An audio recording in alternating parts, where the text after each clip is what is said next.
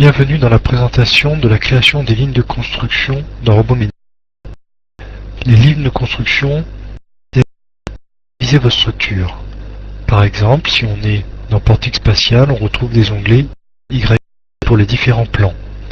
Vous pouvez définir vos lignes de construction ou les positions de début et de fin de ces lignes graphiquement. Vous pouvez aussi entrer les différentes coordonnées. Le libellé vous permet de personnaliser l'affichage de ces lignes de construction sur la vue principale. Vous pouvez définir vos propres labels. La saisie peut être aussi numérique. Les points insérés peuvent être modifiés à tout moment. De même que le libellé peut être changé à tout moment par l'utilisateur.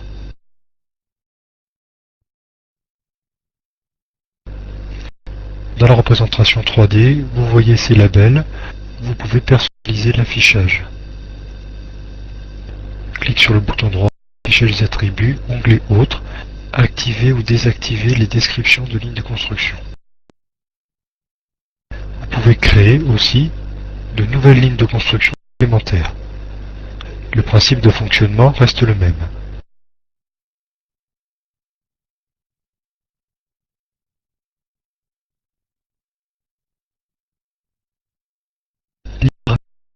Permet de définir des lignes de construction par rapport à un point incliné d'un angle entré par l'utilisateur.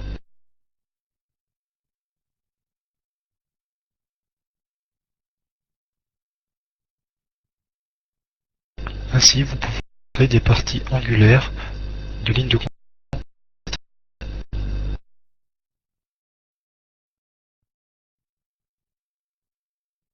Passons maintenant à la déclaration de lignes cylindriques.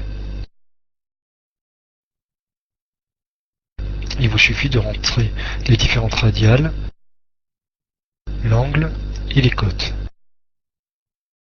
Par exemple, répétons 2 fois à 6 mètres des radiales, avec un angle de décomposition qui partira de moins 90 degrés, 4 fois 30 degrés.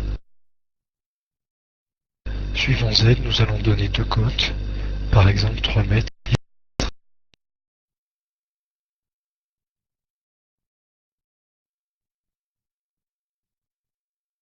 Bien évidemment, les lignes de construction apparaissent sur la vue 3D. Une droite ou une demi-droite, un segment de droite encore. Vous pouvez les définir graphiquement à l'aide du point origine et extrémité. Faisons par exemple une demi-droite. Nous cliquons graphiquement le point origine et le point extrémité.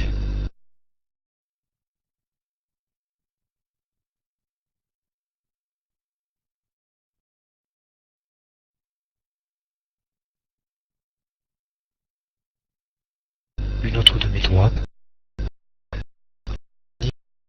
déjà modélisée.